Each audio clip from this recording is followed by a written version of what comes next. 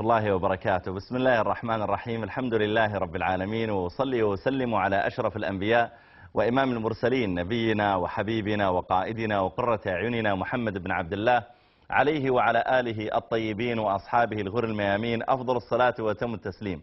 أحمد الله عز وجل أيها الأحبة الكرام أن يسر هذا اللقاء معكم، وأسأل الله جل في علاه أن يجعلني وإياكم ممن يستمعون القول فيتبعون أحسنه. أيها الأحبة الكرام، لا نزال في أيام هذا الشهر المبارك، في شهر الله تعالى المحرم، وهذا الشهر نستقبل خلال الأيام القادمة بإذن الله تعالى يوم عاشوراء، وقد سن لنا في سنة نبينا وحبيبنا رسول الله صلى الله عليه وآله وسلم أن نصوم هذا اليوم. ففي الحديث الصحيح أن النبي صلى الله عليه وآله وسلم لما دخل إلى المدينة رأى اليهود يعظمون هذا اليوم، يصومون يوم عاشوراء، فسألهم النبي صلى الله عليه وآله وسلم: لما تصومون هذا اليوم؟ فقالوا: إنه يوم نجى الله تعالى فيه موسى وقومه وأهلك فرعون وقومه. فقال عليه الصلاة والسلام: نحن أولى بموسى منكم، يعني نحن الأمة الموحدة التي تعبد الله وحده لا شريك له، وتثبت لله تعالى ما أثبته لنفسه من صفات عالية وأسماء حسنى، وأننا لا نزعم أن لله تعالى ولدا كما تزعمون أيها اليهود، فإن اليهود يقولون عزير ابن الله. نحن أحق بموسى منكم، نحن الموحدون، نحن الذين على دين موسى، وهو التوحيد الذي جاء به وليس أنتم. ثم أمر النبي صلى الله عليه وآله وسلم بصيامه، وأمر أيضا أن يصام يوم قبله أو أن يصام يوم بعده. فمن السنة أيها الأحبة الكرام أن يصام هذا اليوم. وقال عليه الصلاة والسلام: إني لأحتسب عند الله أن يكفر السنة الماضية، يعني صيام يوم عاشوراء. وصيام يوم عاشوراء المقصود به صيام العاشر من شهر الله تعالى المحرم. ولا شك أن صيام هذا اليوم المبارك هو شكر لله تعالى على ما تفضل به على عباده من إنجاء موسى عليه السلام وقومه من فرعون وقومه.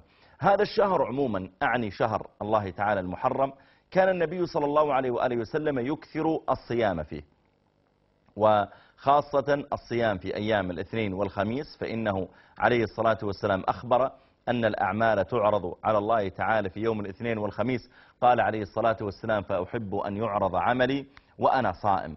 ولا شك أن اتباع الإنسان للنبي عليه الصلاة والسلام في ذلك له به أجر عظيم باتباعه للسنة.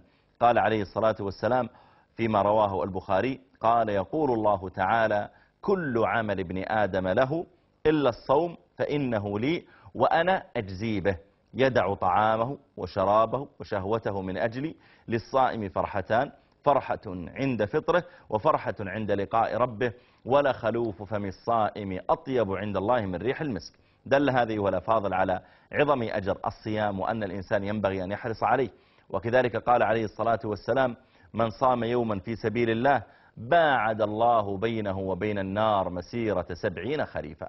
باعد الله بينه وبين النار مسيرة 70 خريفا. وقال صلوات ربي وسلامه عليه أيضا مادحا الصيام: قال: إن للصائمين إن للجنة بابا يقال له الريان يدخل منه الصائمون. قال: فإذا دخلوا أغلق فلم يدخل منه أحد بعدهم أو أحد غيرهم. دل هذه والأفاضل على أن صيام الإنسان خاصة للعاشر من هذا الشهر الكريم من شهر الله تعالى، هذا الشهر العظيم من شهر الله تعالى المحرم، أن الإنسان مأجور عليه بإذن الله تعالى، وأنه عند الله جل وعلا له به ثواب. إنما أنبه هنا إلى مسألة هامة، وهي أن النبي عليه الصلاة والسلام لما صام هذا اليوم نبه صلوات ربي وسلامه عليه على أهمية مخالفة اليهود، فأمر صلى الله عليه وآله وسلم أن يصام يوم قبله أو أن يصام يوم بعده. فقال عليه الصلاة والسلام لما ذكر الصوم: قال: لئن عشت إلى قابل، يعني لئن عشت إلى السنة القادمة لأصومن 9 و10. وأمر صلى الله عليه وسلم أن يصام يوم قبله معه أو يوم بعده. إذن السنة أن يصوم الإنسان 9 و10 من شهر الله المحرم، أو أن يصوم 10 و11. فإن لم يفعل هذا ولا هذا فإنه إذا صام اليوم 10 فقط فلا بأس عليه، ويعتبر له الأجر بإذن الله تعالى أن الله تعالى يكفر به السنة الماضية. نسأل الله تعالى أن يجعلنا وإياكم مباركين، وأن يثبتنا وإياكم على الحق، وأن يستعملنا وإياكم في طاعته، وأن يجعلنا ممن يستمعون القول فيتبعون أحسنه.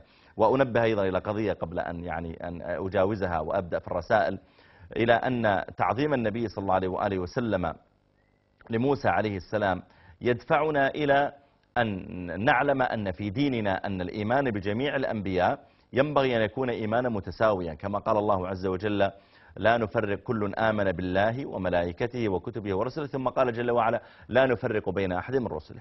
فنحن كما أننا نؤمن بسيدنا محمد صلى الله عليه وسلم، نؤمن بسيدنا عيسى صلى الله عليه وسلم، ونؤمن بسيدنا موسى صلى الله عليه وسلم، ونؤمن بجميع الأنبياء الذين أرسلهم الله تعالى، لا نفرق بين أحد من رسله، نؤمن إيمانا تائما أنهم مرسلون من عند الله عز وجل، أرسلهم الله تعالى بالهدى ودين الحق، وأرسلهم جل وعلا بأن يقولوا للناس: اعبدوا الله ما لكم من إله غيره.